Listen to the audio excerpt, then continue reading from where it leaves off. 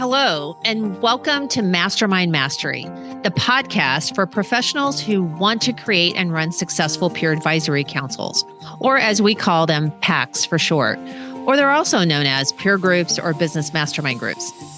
I'm your host, Corner Stoltz, founder of LX Council, where I've been in the industry running groups since 2005 and now help those like you with education, certification, and support wanting to do the same. At one time, I ran 10 groups, nearly 100 members, and sold my groups for a good multiple, and recently released my second book, Your Seat at the Table, How to Create and Run Your Own Peer Advisory Councils, published by Forbes, and grateful to you that it's an Amazon bestseller. I invite you to join each week where we share strategies and techniques to successfully launch and become a master of running your PACs. You'll hear insights, perspectives, do's and don'ts, learn from my and my guests' mistakes, successes, and get the inside track to key takeaways. Each time we have a guest, we'll be having a bit of fun. So are you ready?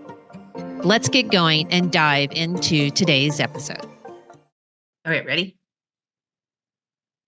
Welcome, everyone, to another episode of Mastermind Mastery. I'm your host, Corner Stoltz, and today's episode is about using quotations. True peers. How is it that you know when you're putting groups together that everybody will truly be a peer in the peer group, right? Environment, in that ecosystem. And it is not as really simple. You need to take it extremely seriously in doing that because it matters. It matters to your members that they are really with their peers. And today I have a good longstanding friend, Chuck Smith, is our guest today. And Chuck is Executive Director of Chief Executive Network. So welcome, Chuck, to today's episode. Hey, thanks for having me. Glad to be here. Absolutely. Now, Chuck and I met when I was an alternative board franchisee, and he was really what I call a friend of the franchise and running a business back then that we all really utilized your services for the members. And now you're in this role with Chief Executive Network, and just perfect to have on today's show to really talk about this topic, to really help everyone out there in running groups. So, Chuck, anything else would you like to add about what you do and what you do at Chief Executive Network as we get into True Peers? I'll just give you a little background on how I got here, I think, because it's sometimes thought of as an interesting story. I finished graduate school so many moons ago, it's hard to remember, and needed to find a job. And so I started temping at a temp agency. One thing led to another, and I bought that temp agency from the founders. And so I always call myself the only temp who bought their agency. And not long after that, we started to think about recruiting in a different way and built a software platform to do some recruiting. And that's when I ran into my first peer group. It was an alternative board franchisee from Chicago area named Paul Detlefs. And he came to help me out because I was struggling as a business owner. And I'll never forget the first conversation I had with him in which I interrupted his conversation with me maybe half a dozen times to answer the phone. And I thought he was going to blow a gasket. I know. I love Paul. That's so funny. That would be true. Isn't there anybody else who can answer your phone at your company? And it's like, well, we have a race to answer because we don't want our customers to wait. So I started learning a lot from him about how to run a business and participate in peer groups. And it turned out pretty quickly that Paul pointed out that the thing that we did in helping companies recruit was something that many of the TAB members in the country could make use of. So he sort of sponsored me to sponsor the organization. And I spent many fruitful and fun years in that universe, meeting lots of franchisees from TAB, and then also the alternative board, but also Renaissance Executive Forum and Vistage and many of the for-profit peer group models. So I know a huge number of peer group leaders, and I participated in many peer groups, and it even turned out that I liked peer groups more than my own business. So when I sold my business, I was really excited to join Chief Executive Network, which is a national peer group, part of Chief Executive Group. We provide peer groups for industry verticals like CEOs of manufacturing companies, CEOs of software companies. And then we have the Senior Executive Network that has peer groups for functional disciplines for financial folks like CFOs, sales, marketing leaders. We really have 14 functional disciplines that we run peer groups for. And, over the years, I learned a lot about how peer groups work when they're working well and when they don't work so well. So happy to share with you today. Excellent. And I appreciate you going through that background so that our audience knows you have a long history in this space. And so what we're going to talk about today and what you're going to share comes from that, right? Involvement and your own experience. So it's what's being in a peer group's all about, sharing your insights and your experience. So we're going to get started like true peers. Let's just start with, how about that definition? What does that mean to you? Yeah, what it means to me is being in a group of people who are facing similar size and type of situations. So, a lot of the peer groups that are brought together are done geographically. So you're in the neighborhood, and it's, hard to put a peer group together, as your listeners know. And it's always easier to start with to say yes to somebody who wants to join your peer group, because you want to reach that critical mass that you need to have a meeting. So you seek to be inclusive. But if you bring in people who don't fit in some way, whether it's the size of the company they're running or maybe their openness to learning, a lot of different ways of looking at it. But if you have a sense that somebody's not going to be a fit in that group, it's important to protect the core as you're growing, to have the right people in there. So true peers, not always, but very often similar revenue, similar number of employees, ownership structure can have an effect on that. Or am I an independent sole proprietor that I get to do whatever I want? Or do I report to a public company board? Big difference in how you're going to be able to engage in conversation. Mm-hmm. So when you think about how you all put groups together, can you get in a little bit into the nitty-gritty in regards to kind of how you figure out and then align all of that together? Because what comes to my mind is a big spreadsheet, which is, okay, they've had these experiences and this level and all of that. So let's dive a little bit deeper if you can about that. Well, and I think a lot has to do probably with targeting, like who are you going after? So it always best to have a good target in mind. I think you were the person who many, many years ago told me the difference about marketing and sales. And, marketing is about making sure you know who you're targeting with your message. And so if anybody is the target of your message, then you're going to get everybody. And so you're going to have to figure out how to navigate that. And it could mean that you're going to say, Sally, you're great, but we don't have a group for you right now. So hold tight. We're putting that group together. Where Mary, we're ready to go because you are leading a company that's 20 million in revenue. And I have, 5 other companies that are 20 million in revenue or so in the group. If I had somebody, like Sally, my first example, who's at 500,000, Sally would have a lot to learn from the folks running $20 million companies, but how will the folks running those larger companies feel about educating Sally all the time? Right? Exactly. Dragging along. And, then there's a lot of external demographics that you can look at, but then there's the internal workings of the individual people. Are they open to receiving wisdom from others? I mean, I think that's, as you know, a huge part of being able to participate well in a peer group. If you always know what's best for somebody else, but you can't hear it from other folks, then you're not going to be a really good fit. And I think as a facilitator, or whatever you're going to call the group leader, depending on the organization, as they are putting people in place, they have to have their antenna up for how's this person going to fit. Absolutely. So do you have scenarios where people could be similar in revenue but still not be a peer? Yeah, 100%.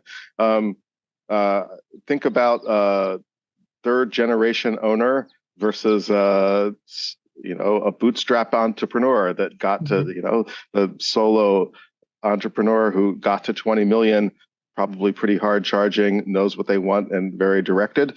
The inheritor of the third generation $20 million business might not be nearly as focused. And, those two attitudes to what they want their business to do, maintain, keep making me some money, make sure my family is well taken care of on the one side, perhaps, and grow big and sell on the other, while they can have a fruitful communication with one another. And I wouldn't say they can't be in the same peer group. They could also, end up being little thorns under one another's saddles. My first peer group experience, way back when I was a member, I really came to the point where after, I don't know, maybe 7 or 8 months, I said, if this person comes back to this meeting and says they're going to have their marketing plan next month again for the 6th straight month, I'm going to blow my top, because I'm busy trying to get someplace and I don't need to spend time listening to that. So, yep, frustrating. Yep. And it requires from the leader the hard decisions to make about whether the person belongs in the group or not. Absolutely. Yes. Yeah. And so taking it a step further, I loved that you used that word, like the inner, parts of the business versus the obvious external of revenue and number of employees in the industry and all of that, right? And if I'm hearing you correctly, you have the inner part, which is the one part of that is the individual and their desire and kind of where they're going, et cetera. And then there's the other part of just the company, right? And where it is going, what experiences they've had and kind of where they're going. And it sounds like you really look at that as well. Yeah. And the business type, right? So but there's lots of ways to put these together, and many of them can work. When you're doing a local one group with the local geography, you tend to get the butcher, baker, candlestick maker effect. In order to not have competitors, you have, very disparate kinds of companies in there, which can be super fruitful, but it takes longer for the members to get to know one another and understand the mechanics of one another's businesses. So, and I think that's why, it can take longer because those groups tend to meet more frequently and they have more social interactions than chief executive network members who come twice a year to really high level strategic meetings to focus on business for, 36 hours and then go back and do it, as opposed to, hey, do you want to meet for lunch after the meeting, or do you want to play golf over the weekend? And you get more time to get to know each other. So there's a way in which the local meetings provide more personal support across all the the business, the personal, and the family life, which is awesome. And let me just say, everybody should be in a peer group. Just finding the right one is the right one, right? key. Yeah, exactly.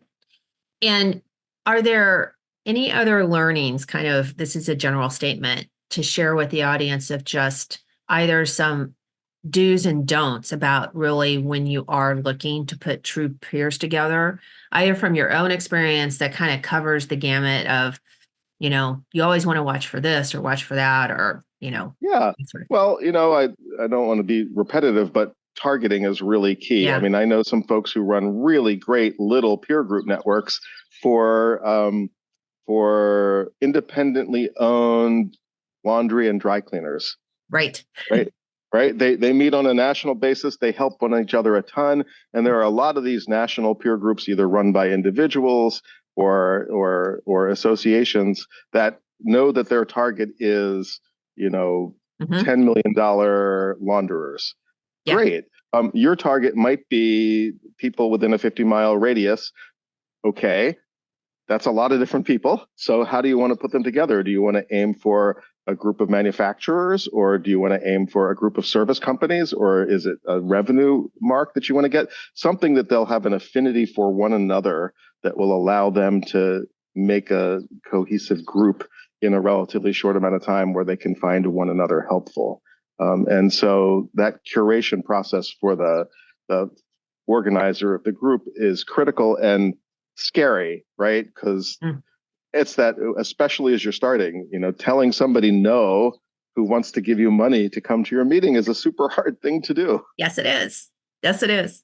Well, and I think you underscore something that comes to mind, which is you want the person, the business owner or whoever's participating, a senior leader, et cetera, Yeah. wants to feel like they're with their people, right? Yeah. And Yeah. what you're saying is there's this you got to start with some commonality so they feel that right out of the gate, right? Yeah, and then you have to listen carefully and respect different people's perspectives, and every once in a while, make the hard call. And there's the corollary for putting peers to groups together is when you're running your own company, and I think most folks who have run peer groups have probably or wish to have been involved in leading some part of a company before. It's hard to fire people, and when you do it, you often get a great benefit afterwards because everybody who is there says, "What took you so long?" And you get the right person in the place, and everything goes better. But the first step is making that hard decision. Absolutely. Yeah. Well, one other thing I wanted to talk about before we close out, though, is you mentioned the frequency of your all's meeting and the intensity over 36 hours.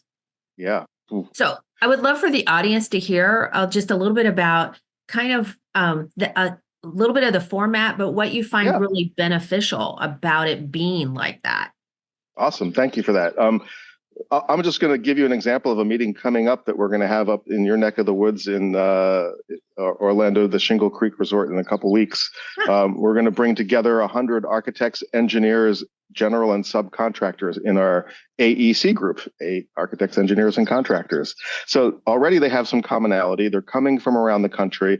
They're going to start bright and early on Thursday morning, 7 a.m. breakfast, 8 a.m. the first of two 90-minute speakers, so that they really get the juices flowing and start thinking about some topics. And we gather from the members what they want to hear about. So obviously we have an AI speaker, and because you have to. I said it, AI is now in the recording, so we are okay for 2024. Yes. And, there'll be 100 people. They'll share meals and networking and cocktails and all that, and the speakers together. So compared to like a small group that you gather locally for your 10 or 12 or 15 people, you have a large group to actually network with. But then after lunch, we'll break down into groups of 8 to 12 by industry. So 12 architects, 10 engineers. Each of them will have a professional certified facilitator, and they'll run through an agenda that includes roundtable topic discussions that were voted on before the meeting by the members to be on their agenda for their top of mind. And then we do go around the room over the course of Thursday afternoon and Friday morning, issue processing. So we use a formal issue processing methodology that I'm sure you have in your toolkit, and I know Vistage has it as well. Rather than just using that when a person says, "Hey, I have a challenge," we actually ask everybody to do it each time so that each person gets the benefit of the wisdom of the whole group for some period of time, and also get to hear what's top of mind for other folks. So your blind spot indicator, so many people tell me they get more out of hearing other people's issues than their own, because there's so much in their own head when their issue is being processed. And then, getting to see how executives do their jobs in a different way than you might is also a great way to learn, a great form of professional development. So all that issue processing happens Thursday afternoon and Friday morning. We have a nice cocktail reception and buffet dinner on Thursday night, but it's very intense. The folks leave both mentally refreshed and exhausted from having been in the room with folks who are really, in similar situations. We'll have a group of contractors who will be 100 million to a billion. We'll have a group 50 to 100 million and a group 10 to 50 million. So you can really dig into what's going on in your worlds, because if the 10 million guy does not have a CFO, the $100 million woman does, right? Yeah. So how to manage your CFO and get the data you want is important for that person, but the other guy's going, "I wish I had a CFO. I have to get that data." So I think that's how that works. And then I really appreciate that every 6 months, even though it becomes a little harder to get to know people over time, the ability to keep the whole conversation strategic and not bog down into that, well, you're going to bring the marketing plan or not. Yeah. Yeah. So Absolutely. and our members commit to 2 times a year plus a conference. So it's a more limited time commitment across the year, although each instance tends to be a little bit more intense. And the value there is getting to put your phone away and not be within driving distance. When you register at the hotel and fly to the hotel, we figure you're going to be there for the whole time. You're not going to get called away or get distracted. So we get their attention, which I think is really important. Absolutely. But I really do love all peer groups. So whatever model somebody's running, if you have 10 people who really want to be in the room together helping one another, it's likely that good things will happen. Absolutely. And there is no one right model. And to your point earlier, it's whatever is really right is the need of that particular member. And that's why sometimes we find people in more than one. And so for absolutely lots of reasons, they might be in a local one and then they're one that's more national and specific and it helps in all ways. So we definitely have people who participate in multiple peer groups for that reason. Yeah. Yeah. So makes sense. Chuck, appreciate the discussion on the whole true peers. And we always end an episode with what words of wisdom would you like to leave the audience as we close out? I once talked to Craig Newman, who founded and owns Craigslist. And I asked him to do something for me and he said no. And I was like, oh, just no? He said, just no. I was like, so very simple. I would leave people with the power of saying no, that sometimes you have to say no to a prospect to be in a group because it's not going to be a good fit. And when you get that little feeling, you're probably right. Follow it. You'll find the next good person, and your members will appreciate the fact that you're looking out for them. Mm-hmm. I would like to put an exclamation point at the end of that. Well said. Well, so Chuck, thank you for joining today, for sharing your thoughts with the audience. And aside from that, it's just great to see you since we've known each other for so long. Absolutely. Thanks for having me. I really had a good time, and good luck with all you're doing. I really appreciate the work you're doing. Thank you. And thanks to the audience for listening to another episode of Mastermind Mastery and getting some really good takeaways from when you're really thinking about putting together the group that is going to be sustainable, right? That your members are actually going to hang in there for multiple years because you did the right thing by putting true peers together. So with that said, until next week, look forward to seeing you and hearing you guys and you guys being here next week on the next episode. And until then, have a great rest of the week and make it happen. Hey, moderators of peer groups. Thank you for listening to today's episode. To get access to show notes and exclusive content and resources, go to tinacornerstoltz.com or www.lxcouncil.com. where you can also become part of our online exclusive community. Attend our academy, where there are over 13 modules of how to create and run a successful peer advisory group, mastermind group, as well as free resources, white papers, checklists, and more. And you can even contact me there as well. If this episode resonates with you and you know someone who can also benefit from listening, please share with them by taking a screenshot or post it on your social media.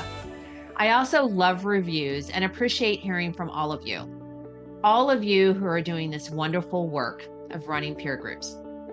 Please tune in next week for the next episode of Mastermind Mastery. And I will close by sharing something my mentor did after every learning moment with someone he connected with. He reached into his pocket and he shared a shiny pebble with anyone he passed knowledge to, and ask them to forward that pebble knowledge on. Now, I encourage you to pass on a pebble, the takeaways you learned today, to either your existing groups or fellow peers. Now, go make it happen.